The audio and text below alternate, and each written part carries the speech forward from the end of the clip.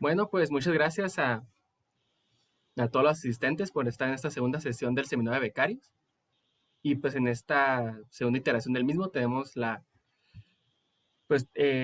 gusto de contar con una exposición de uno de los organizadores, ¿no? De Miguel Calderón, que nos va a hablar sobre ideales de un funtor de biconjuntos. Ah, Adelante. gracias, Carlos, por presentarme y gracias a los organizadores por darme la oportunidad. Ah, bueno,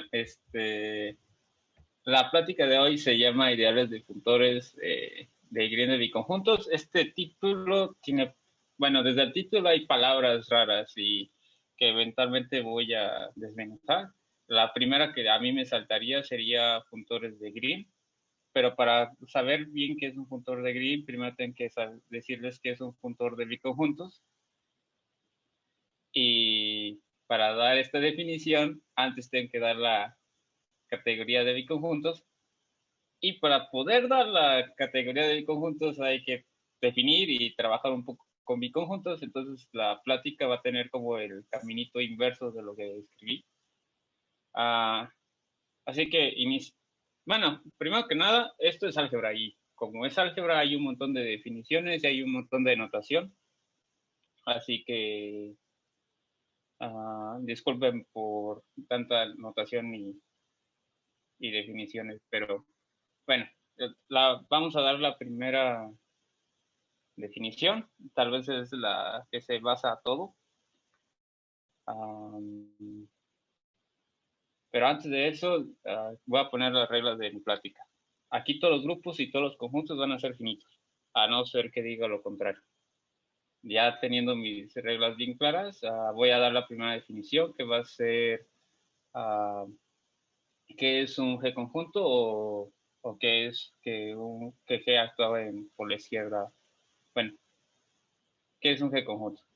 Sea G un grupo y X un conjunto, voy a decir que X es un G conjunto izquierdo si existe una acción que yo la denoto como puntito, una función de G cruz a X, y esta función manda una pareja G, X a G puntito X, tal que esta tiene la propiedad que si te agarras la identidad de G y la haces actuar en X, te da X y es asociativa con respecto al producto del grupo, es decir, que si te agarras dos elementos G y G' en G y un X en X, es lo mismo hacer que a primero multiplicar en el grupo y después hacerlo actuar en X, primero hacerlo actuar en uno de ellos y después a lo que queda hacerlo actuar el otro. Um, uh-huh. A esto también se le llama que G actúa por la izquierda en X y generalmente voy a denotar como de esta manera a los G conjuntos izquierdos. De manera simétrica puedo definir que es un G conjunto derecho o que G actúa por la derecha en un conjunto y a eso les voy a denotar uh, de esta manera. ¿Ok? Ahora que ya tengo una definición de G conjunto, ya puedo pasar a dar la definición del biconjunto. Para esto voy a necesitar G y H grupos finitos y X un conjunto. Voy a decir que X es un GH biconjunto. Si X es un G conjunto izquierdo y es un H conjunto derecho y sus acciones conmutan, es decir, que para todo G en G, H en H y X en X, da lo mismo primero hacer actuar H en X y después a esto hacerle actuar G, que primero hacer actuar G y después H. A los G, a los GH biconjuntos los voy a denotar de esta manera. Uh-huh. Bueno, voy a dar algunos ejemplos de esto, de estos biconjuntos. Para esto voy a tomarme alfa un morfismo de grupos que sale del grupo K al grupo G. Al conjunto G le puedo dar estructura de GK biconjunto. Esto es haciendo actuar a G por la izquierda con el producto de grupo y haciendo actuar a K por la derecha a través de alfa. Es decir, que si te tomas G en G, X en G y K en K, G puntito X puntito K es igual a GX alfa de K. Al mismo conjunto G se le puede dar estructura de KG biconjunto, con G, donde G actúa por la derecha con el producto del grupo y K actúa por la izquierda a través de alfa, es decir, que K puntito X puntito G es igual a alfa de K X G. Ajá. Ahora daré unos casos particulares a los ejemplos que di. A estos ejemplos particulares les voy a llamar operación de biconjuntos. Son importantes y más adelante miraremos cuál es su importancia, porque son relevantes. Para estos ejemplos voy a tomarme K un subgrupo de G, pues tenemos la inclusión, ¿no?, de K en G. Entonces a G visto como KG biconjunto, donde K actúa por la izquierda a través de la inclusión, lo voy a llamar la restricción de G en K. Al conjunto G visto como GK biconjunto, lo voy a llamar la inducción de G en K. Y si te tomas N un subgrupo normal de G, tenemos la proyección canónica de G en G sobre N al conjunto G sobre N, visto como G sobre N, G biconjunto, lo voy a llamar como la deflación de G, G sobre N, y al conjunto G sobre N, visto como G, G sobre N biconjunto, lo voy a llamar como la inflación de G a G sobre N. Y si de casualidad el morfismo que nos tomamos, si nos tomamos un alfa que va de G en H y este alfa es un isomorfismo, al H visto como HG biconjunto, lo voy a denotar como iso de alfa. ¿Ok? Espero que más o menos quede claro. Y más adelante veremos por qué son importantes estos. Seguiré dando más definiciones y notación. Ahora, si tomamos X un GH biconjunto y tomamos X un elemento en X, voy a definir la órbita de X como el conjunto de los G punto X, punto H, donde G es un elemento de G, H es un elemento de H, y a esta órbita la voy a anotar como O de X. Notemos que la órbita de X es un subconjunto de X, y por lo tanto le podemos heredar la acción de G y de H respectivas. Y entonces con las acciones heredadas, esto es un GH biconjunto. ¿Ok? No es difícil demostrar que dos órbitas o son iguales o son disjuntas, y de ahí podemos concluir que X se puede ver como unión disjunta de órbitas. Si de casualidad X solo tiene una órbita, lo voy a llamar que X es un biconjunto transitivo. Por esta definición y por este punto demostramos que todo biconjunto se ve como unión disjunta de transitivos. ¿Ok? Voy a dar una construcción. Esta construcción se le llama composición de biconjuntos.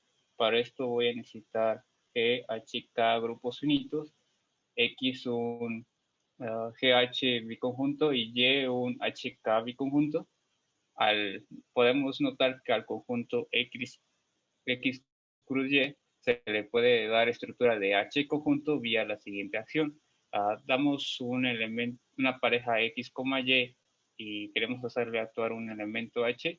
Esto lo vamos a definir como X puntito XY es igual a la pareja X puntito H, H inversa Y. ¿Ok? A la órbita de la pareja X, H bajo la acción, no, perdón, a la H órbita de X, Y la voy a anotar como X, H, Y. O sea, lo que está aquí. Si voy muy rápido, me dice. Al conjunto de todas las H órbitas de X cruz Y, lo voy a denotar como X bolita Y.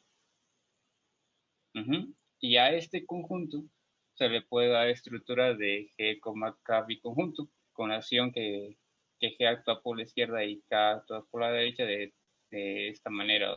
O sea, si te tomas G y K en G, K en K y X, y la órbita de X, H es hacerle actuar, bueno, X puntito, esta órbita puntito K es igual a la órbita de Gx, YK. Ya con esto este conjunto es un GK biconjunto.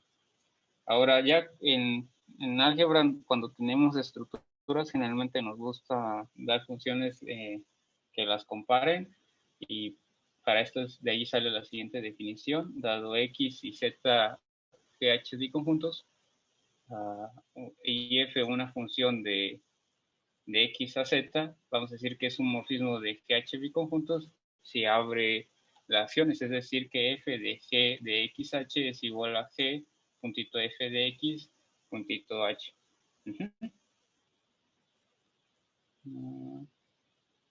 Va. Si F si es biyectiva, voy a decir que X y Z son isomorfos como biconjuntos y lo voy a anotar de esta manera. Bueno, hace ratito les hablaba sobre las operaciones de biconjuntos y por qué eran importantes, y eso son importantes gracias a este teorema. Sea X un GH biconjunto transitivo, entonces existen B subgrupo de H, T un subgrupo normal de B, D un subgrupo de G y C un subgrupo normal de D, tal que X es isomorfo a una composición de esta manera, es decir, una restricción seguida de una deflación, seguida de un cierto isomorfismo, seguido de una inflación y seguido de una inducción. ¿Ok? A esta descomposición se le llama descomposición de Book. Y seguiremos dando un poquito más notación. Sea X un GH biconjunto, vamos a denotar como X entre barritas cuadradas a la clase de isomorfismos de los GH biconjuntos, a la clase de isomorfismos de X, perdón. Ajá, esta es notación. Bueno, ahora voy a definir lo que es el grupo de Bonsai. Tómate el Z módulo generado por las clases de isomorfismo, y a ese Z módulo hazle cociente esta relación, es decir, que a la suma de las clases de isomorfismos la vas a identificar como la clase de la unión disjunta. No lo dije, pero no es tan fácil ver que la unión disjunta de biconjuntos es un biconjunto cuando tomando la acción de Heikar de manera, ¿cómo decirlo? O sea, si te tomas G en G y H en H y quieres hacerlo para un elemento de aquí, depende de dónde sea el elemento. O sea, los elementos de aquí o están en X o están en Y. Entonces, si están en X, vas a actuar con la acción de X, y si están en Y, los vas a actuar con la acción de Y. Ajá, a esto se le llama el anillo de Bonsai de G, H. Y hay que notar lo siguiente: hace poquito dije que todo biconjunto se ve como unión de biconjuntos transitivos, es decir, que los biconjuntos transitivos son un conjunto de generadores de este grupo abeliano, ya que es un grupo abeliano, y si tenemos por aquí un anillo conmutativo con unidad, podemos hacerle tensor a través de Z. Ajá. Y a esto lo voy a anotar como R de B de GH. ¿Ok? Bueno, al inicio les dije que necesitaba definir la categoría de biconjuntos, y ya tengo todos los ingredientes para definirla. Ok, voy a denotar como CR o C. Si no le pongo R es porque la verdad es que se me olvidó. La categoría de biconjuntos, la cual tiene como objetos a los grupos finitos, y dado dos grupos finitos G y H, Los homomorfismos de H en G en la categoría C es el R de BGH, es decir, R tensor el grupo de Bonsai de GH. Para definir una categoría necesito una composición y la composición es la extensión de la composición de biconjuntos. Es decir, si tómate una flecha aquí en R de BGH, es de la forma R tensor X, donde X es un GH biconjunto, y tómate una flecha aquí, que es de la forma S tensor Y, donde Y es un HK biconjunto. Cuando los compones, te lo mandas a R por S, tensor la clase de la composición de biconjuntos. Ajá. Bueno, ya como último ingrediente para poder dar una categoría, nos pide dar las flechas de identidad, y la flecha de identidad en G va a ser justo uno tensor el GG biconjunto, perdón, un tensor G visto como GG biconjunto, donde G actúa por la izquierda y por la derecha a través del producto de grupos. Para no estar cargando con... Esto es notación. En lugar de escribir uno tensor X, voy a escribir solo X, ¿ok? Para no estar cargando con muchos números. Bueno, ahora ya que tengo la categoría de biconjuntos, puedo definir cuáles son los funtores de biconjuntos. A los funtores que salen de la categoría de biconjuntos y que son R lineales y que te caen en la categoría de R módulos, a esos funtores yo les llamo funtores de biconjuntos. ¿Ok? Entre ellos están unos especiales, los cuales son los funtores de Green. Bueno, aquí creo que voy muy rápido, entonces para no perder, para no terminar muy rápido, déjenles cuento una anécdota. Los funtores, el nombre de funtores de Green de biconjuntos se escucha tan feo porque al inicio, de hecho, la definición que dio Green de funtores de Green no fue para funtores de biconjuntos, fue para funtores de Mackey. Esto fue como en los 70, de hecho en 71, si mal no recuerdo. Lo que decían, lo que una vez leí es que el doctor Green era súper querido, o sea, era súper querido y era súper amigable con todos en la universidad, o sea, era como, no sé, era un pan de Dios, ajá, era súper amigable con todo el mundo, con el medio ambiente, o sea, era súper buena gente. Y entonces era tan querido en la universidad donde trabajaba que cada vez que pasaba, todo el mundo le gritaba, ¡Hey, Green! ¡Peace! Bueno, ya, disculpen, eso fue un mal chiste tal vez, y ya hice que alguien se saliera y ya maté todo lo verde en este mundo. Bueno,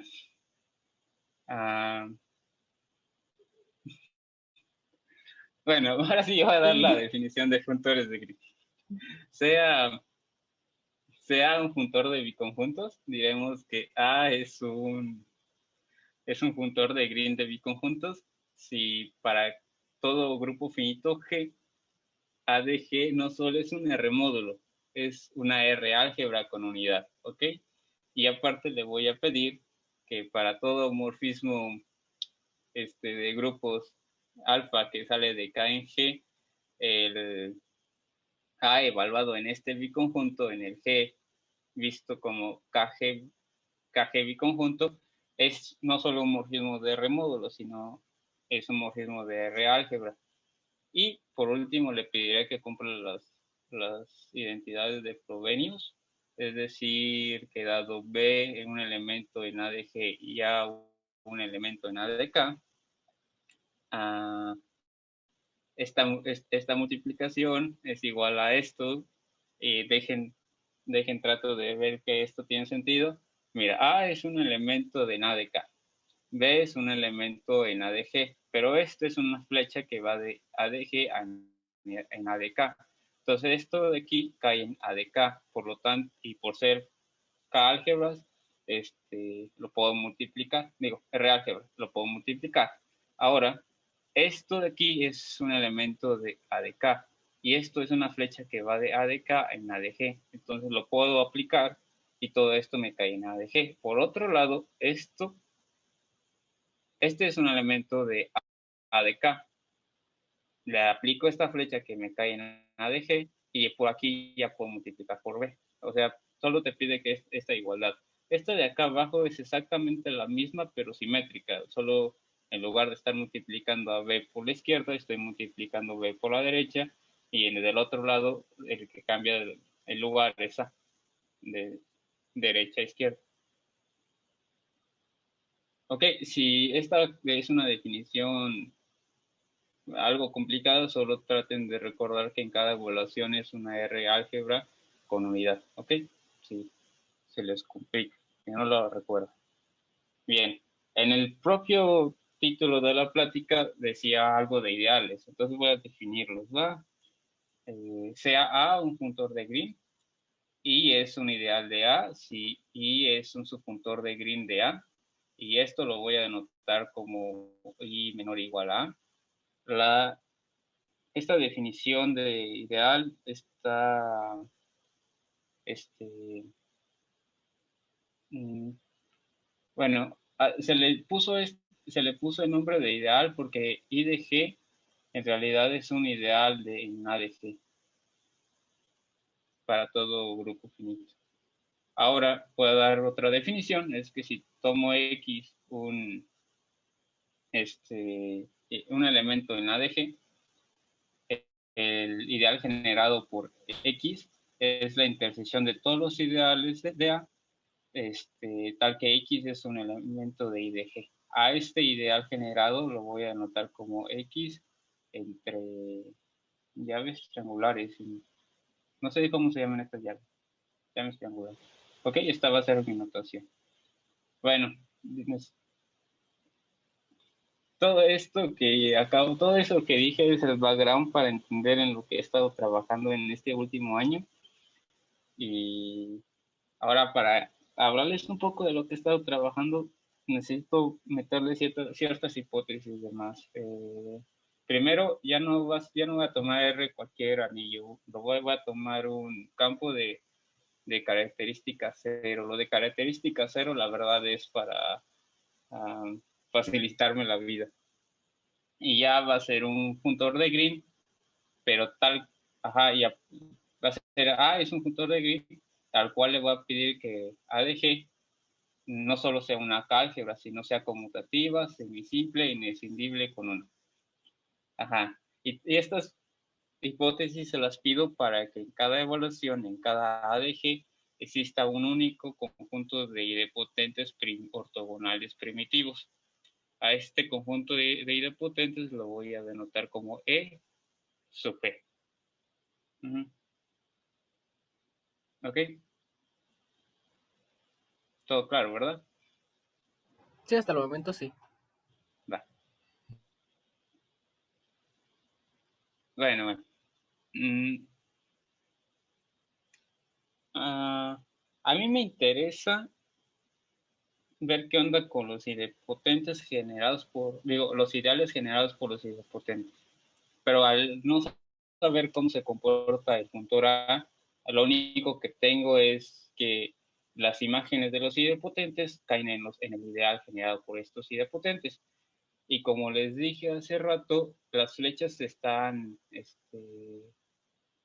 determinadas por los biconjuntos y los biconjuntos están determinados los biconjuntos transitivos te generan los biconjuntos, entonces solo me importa saber cómo se ven en los transitivos, pero recordemos que está la descomposición del bug, entonces ya no me importa ver cómo se comportan en los transitivos, solo me importa cómo se comportan en las operaciones de biconjuntos, y de aquí es de donde se inspiró para este teorema. Entonces voy a ver cómo se comportan los idempotentes cuando las aplica las operaciones, y para esto pues necesito K un subgrupo de G y E un idempotente en A de G. Si le aplico la restricción a E, me va a quedar que va a ser igual a la suma de ciertos idempotentes en E de K. Ahora, si agarro un idempotente en A de K y le aplico la inducción de G en K a este idempotente, me va a quedar que es un escalar por un idempotente en A de G. ¿Ok? Ahora, para las otras operaciones voy a necesitar N un subgrupo normal en G y E un idempotente en A de G sobre N. Y si a este idempotente E le aplico la inflación de G a G sobre N, me va a quedar que es la suma de ciertos idempotentes en A de G.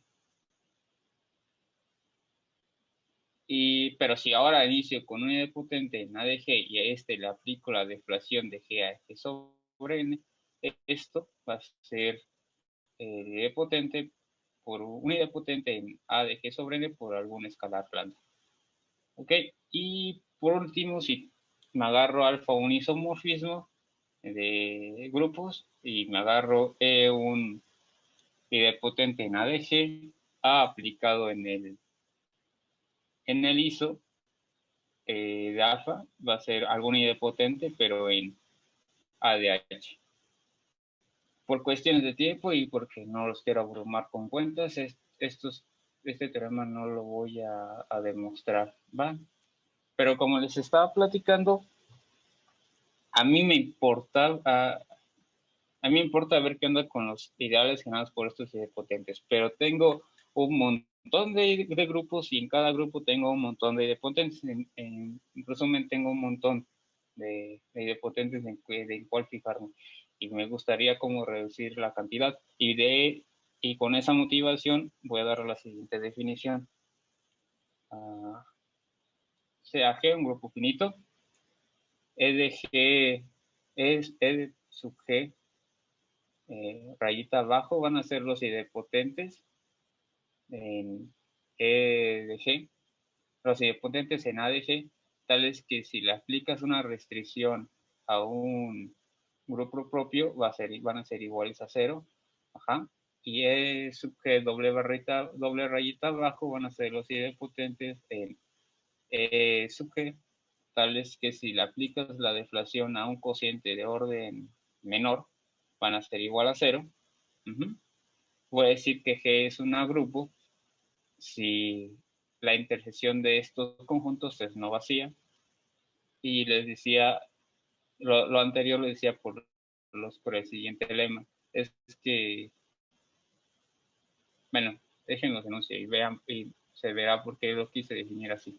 Sea G un grupo finito y E un idempotente en A de G, entonces va a existir un A grupo H y un idempotente en en ADG y no cualquier idempotente. De hecho, es uno de los que te testifica que H es un grupo, tal es que el ideal generado por E es igual al ideal generado por X.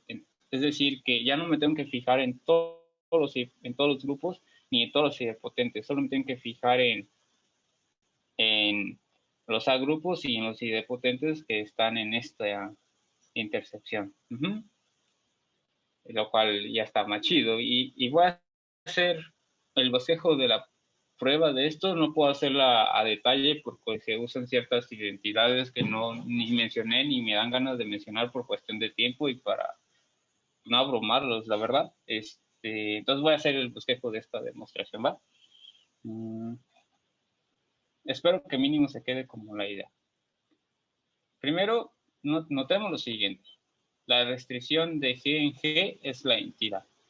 Entonces, si le aplicas si le aplicas a E la entidad, te va a quedar E. ¿Cuál es distinto es E? Por lo tanto, va a existir un H subgrupo de G minimal con la propiedad de que si le aplicas la restricción de GH a E, va a ser distinta de C. Por el teorema anterior, la restricción de E va a ser la suma de ciertos idempotentes en E de H. Como esto es distinto de 0, mínimo va a existir un idempotente en esa suma. Entonces, ese idempotente, no sé, le vamos a llamar T. Como son ortogonales, si multiplicamos t por la restricción de, solo nos va a quedar t. Ajá, y esta va a ser algo diferente de ser. Por ser su funtor, esta ecuación de aquí nos dice que el ideal generado por t está contenido en el ideal generado por e. Bueno, ahora me gustaría demostrar la otra contención, pero antes voy a hacer una pequeña observación. Tómate L, un subgrupo de H. Entonces a T aplícale la restricción de H a L. Como T es igual a esta multiplicación, lo puedo sustituir. En lugar de, entonces esto me queda A de la restricción de HL de T por la restricción de GHD. Por definición de funtor de Green, esto es un morfismo de reálgebra, es decir, que separa multiplicaciones. Entonces me va a quedar A de la restricción de HL de T por la A de la restricción de G de H seguido de la restricción de HL de E. Ajá, no es difícil demostrar que la restricción de G de H seguido a la restricción de HL es justamente la restricción de G a L. Por lo tanto, esta multiplicación va a ser igual al A de la restricción de HL de T por A de la restricción de GAL de E. Como nos tomamos H minimal con la propiedad de que esto fuera distinto de 0, si L es un subgrupo propio de H, esto es igual a 0 y por ende esto es igual a 0. Eso nos indica que T es un elemento en E sub H barrita abajo. Ahora, por el teorema anterior, si le aplicamos a T la inducción de H en G, nos va a quedar que es lambda por un E gorrito. Haciendo algunas cuentas que no haré, nos damos cuenta de que en realidad no es E gorrito y es E. Y esta ecuación nos dice que ahora el ideal de E está contenido en el ideal de T. Generado por. Bueno, entonces ya tenemos que el ideal generado por E es igual al ideal generado por T. Ahora, notemos lo siguiente. La deflación de H a H sobre 1 en realidad es la identidad. Entonces, si aplico a T esta deflación, me va a seguir quedando T. Ahora, eso nos garantiza que va a existir un subgrupo normal N maximal con la propiedad de que la deflación de H sobre N aplicada a T es distinta de C. Por el teorema anterior, esto es igual a lambda por S para algún S idempotente. De hecho, por como nos agarramos a N, en realidad puedo demostrar que SS es elemento de E sobre H sobre N doble rayita abajo.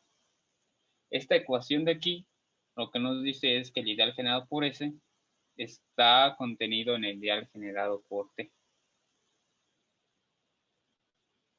Ahora, si le aplicamos a este S la inflación, nos va a quedar que la inflación de H a H sobre N, nos va a quedar que esto es la suma de ciertos idempotentes.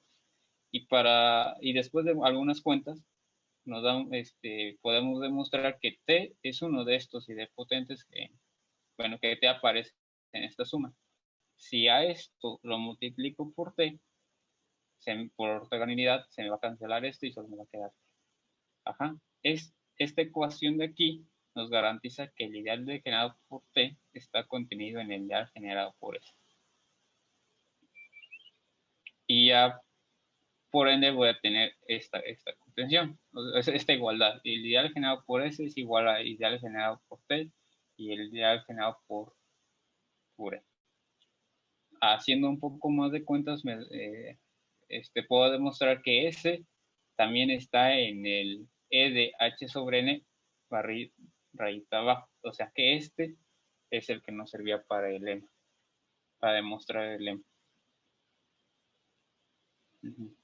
Bueno, ya que tenía el lema anterior y que me doy cuenta que no hay que fijarnos ni en todos los grupos ni en todos los idempotentes, me gustaría tener algo para compararlos y de aquí surge el siguiente lema. CH y K, grupos finitos, E de H, un idempotente en A de H, E de K, un idempotente en A de K, voy a decir que el ideal generado por E de H está contenido en ideal generado por E de K, si solo si existe un ideal en E de H cruz K, tal que esta ecuación es distinta de cero. Voy a tratar de ver que esto tiene más o menos sentido, ¿ok? E de K es un elemento en A de K. Esto tal cual no es K, pero puede ser isomorfo a K. Y haciendo un poco de abuso de notación, esta inflación va de A de K a de H cruz K. Aquí, como es R, es K álgebra, puedo multiplicar por E de H cruz K. Esta deflación es una flecha que va de A de H cruz K a de H. Y ya que estamos aquí, ya puedo multiplicar por E de H. Entonces esto de aquí mínimo tiene sentido y sí puedo pedir que sea distinto de cero. Ok. Ahora voy a seguir dando definiciones. Voy a denotar como mu la clase de las parejas S, H, donde H es un grupo y S es un idempotente en esta intersección. A esta clase le voy a dar un orden parcial que lo voy a llamar mayor mayor y voy a decir que una pareja E de H, H es mayor mayor a una pareja de K, K, si solo si existe un idempotente en A de H cruz K, tal que la ecuación anterior sea distinta de cero. Ahora a la clase mu le voy a dar una relación de equivalencia. O sea, voy a decir que una pareja E, H y S, K en parejas en mu son equivalentes si solo si una es mayor que la otra y viceversa. O sea, esto lo que nos dice por uno de los lemas anteriores, esto pasa si solo si el ideal generado por S es igual que el ideal generado por E. Como tengo una relación de equivalencia, puedo tomar un conjunto de representantes de las clases de equivalencia. Ese conjunto lo voy a anotar como mu entre llaves cuadradas. Y si a este conjunto de representantes de las clases le doy el orden parcial, mayor, que ya hace poquito definí, esto es un poco. ¿Ok? Bueno, ahora voy a seguir dando poquitos más definiciones. Dado I un ideal de A sub I va a ser las parejas E, H en mu, tal que el idempotente E es elemento de I de H. Voy a denotar como A sub I entre llaves cuadradas en un conjunto de las clases de equivalencia de A sub I. Esto lo necesito para lo siguiente. Sea I, un ideal de A, entonces puedo demostrar que I es igual a la suma de estos ideales generados por los idempotentes donde corremos sobre las parejas en el conjunto de representantes de A de I. La demostración de esto no es tan complicada, así que creo que la puedo hacer. Sí, la puedo hacer. Sea H un elemento en A sub I entre llaves cuadradas. Bueno, por definición de A sub I, esto nos dice que E es elemento de I de H, ¿ok? Por definición de ideal generado, esto nos dice que el ideal generado por E está contenido en I.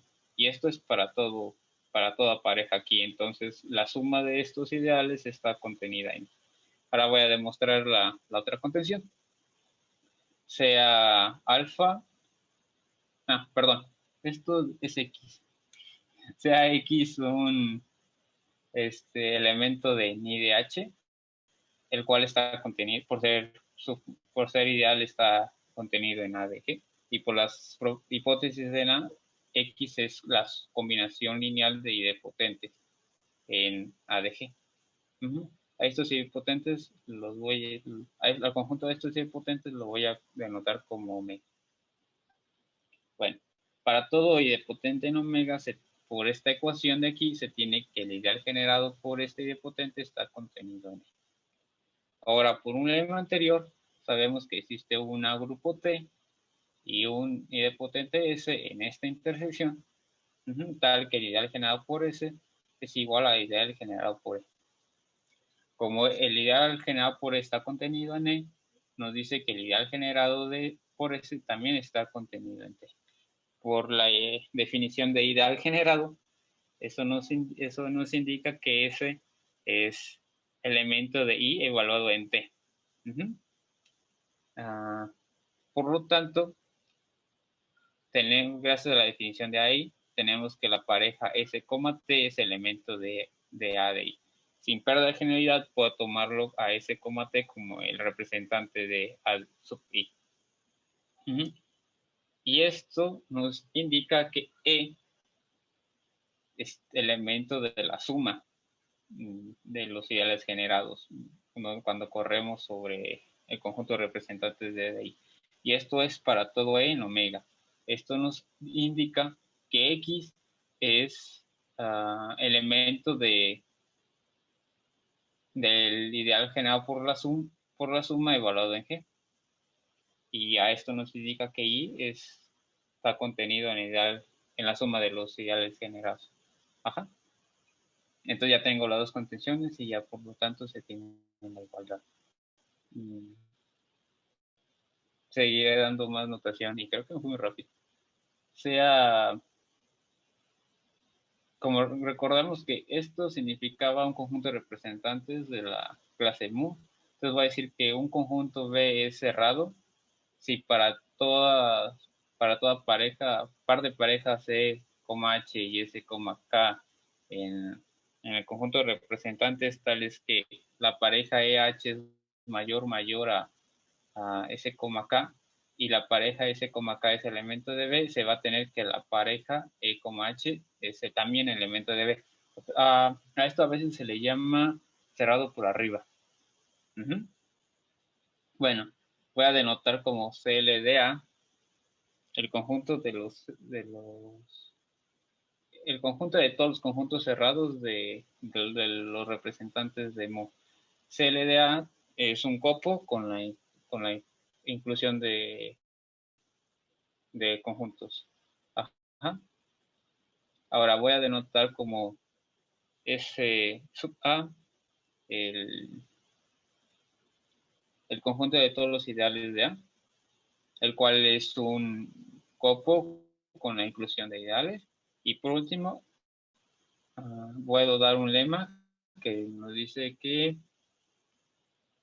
hay un isomorfismo entre estos copos, el cual está dado que a un ideal I lo mandas al conjunto de representantes de A de I. O sea que ya los resultados que di me dicen que para saber cuáles son es lo mismo saber cuáles son los conjuntos cerrados en los representantes de mu que los ideales en A. Y bueno, eso sería todo lo que tengo hasta ahorita, más sí, hasta ahorita es todo lo que tengo respecto a este tema. Muchas gracias por escuchar. ¿Tienen alguna pregunta? Pues muchas gracias a ti, Miguel. La verdad que está muy interesante. ¿Alguien del público te da alguna pregunta? Hola. Hola, Carly. Hola, hola. ¿Cómo están? Yo muy bien. Me alegro. Miguel, muy bonita tu plática. Yo solo tengo una preguntita, solo por curiosidad. Ajá. Entonces, aquí está dando caracterizaciones de los ideales, algunas caracterizaciones de los ideales para funtores de biconjunto de Green, ¿ok? ¿Estas caracterizaciones tienen alguna relación con las que se habían dado para los funtores de Maki? Para el caso de funtores de Maki. Honestamente, no sé. No conozco la caracterización para los funtores de Maki. Tendría que leer. Ni sabía que existían. Gracias por ponérmelo en la... Gracias No, por pues mira, son ponérmelo en la... algunas. Como tú dices, lo que muchas veces queremos hacer es como estudiar cosas completamente caracterizadas, no están, se han dicho cosas, ¿no? Pero, por ejemplo, no se ha dado como una equivalencia, como en el caso de los funtores de solo los de biconjunto, ¿no? No, no la hay. honestamente no lo sé. No lo sé. Tendría que leerlo, pero déjalo checo y gracias por la información. Lo que sí te puedo decir y es que esta caracterización coincide con los ejemplos conocidos, con el funtor de Burnside y el funtor de Burnside trasladado. No es que ahí ya se conocen como ahí se sabe bien cómo funcionan los funtores, pues sí se conoce bien cuáles son los idempotentes y se tiene como una relación mayor parecida a la que yo doy. Entonces, lo que sí sé es que si te tomas sí coincide con esas. Ajá, exacto. Ok, perfecto. Bueno, ya luego lo checamos. Gracias. Dale, muchas gracias.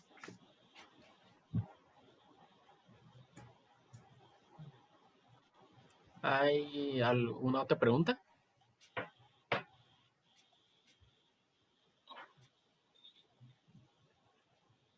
Yo tengo algunas preguntas, Miguel. A ver si no me perdí por ahí. Tú trabajaste con ideales generados por idempotentes, ¿no? Sí. Que eran tomados de una familia primitiva. ¿Es como que por una cuestión técnica o si es por otra razón por la que uno se va sobre esos idempotentes? Bueno, pues porque, o sea, honestamente, a ver, ¿dónde está? Aquí está. Por este lema. Ok, ya. Es que si trabajas sobre los ideales generados por los idempotentes, eventualmente yo te tenía la esperanza que eso ya nos diera como que todos los ideales. Por los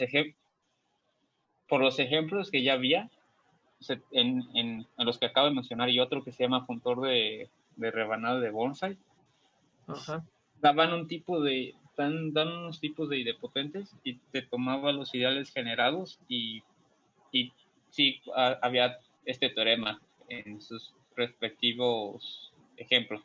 Entonces, asumiendo que esto era una generalización de eso, pues mínimo se esperaba algo parecido.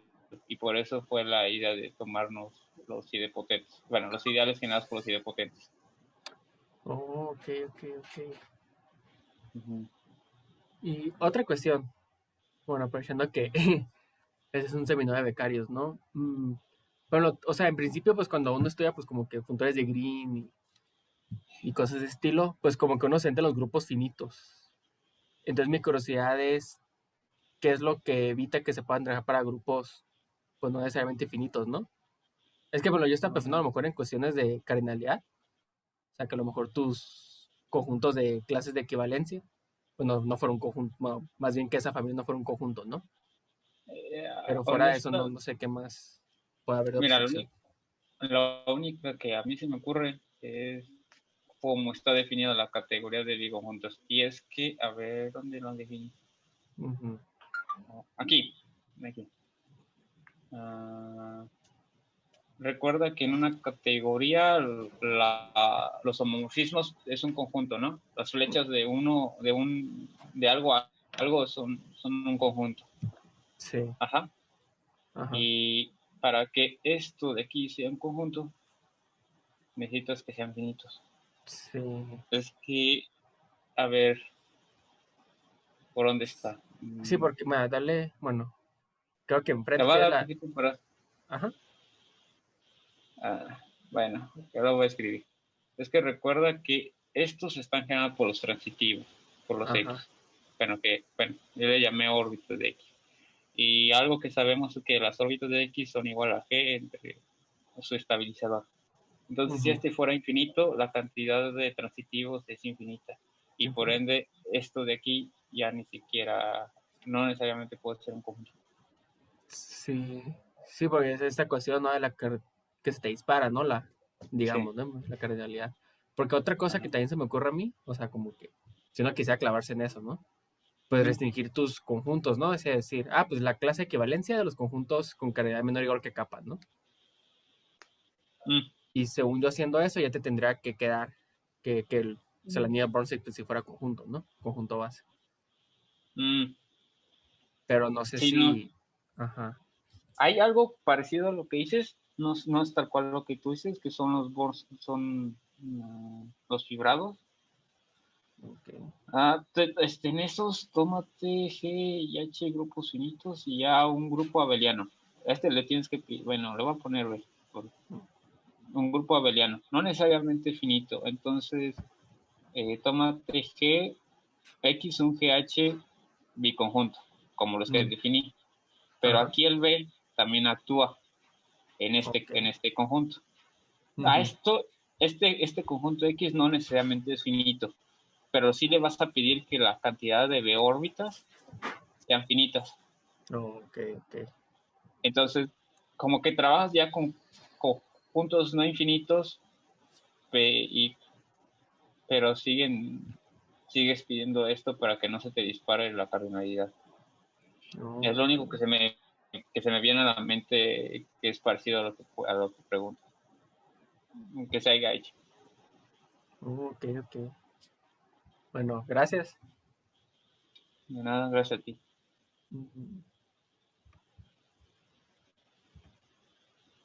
Bueno, pues si no hay más preguntas, pues te volvemos a agradecer, Miguel. La verdad que fue una muy buena plática. Gracias y gracias a todos por venir. Gracias a ti, Miguel. Estuvo bueno el chiste. De hecho sí es cierto. Bueno, Sí. vamos a concluir la grabación. Muchas gracias a los asistentes y esperamos verlos en la siguiente semana.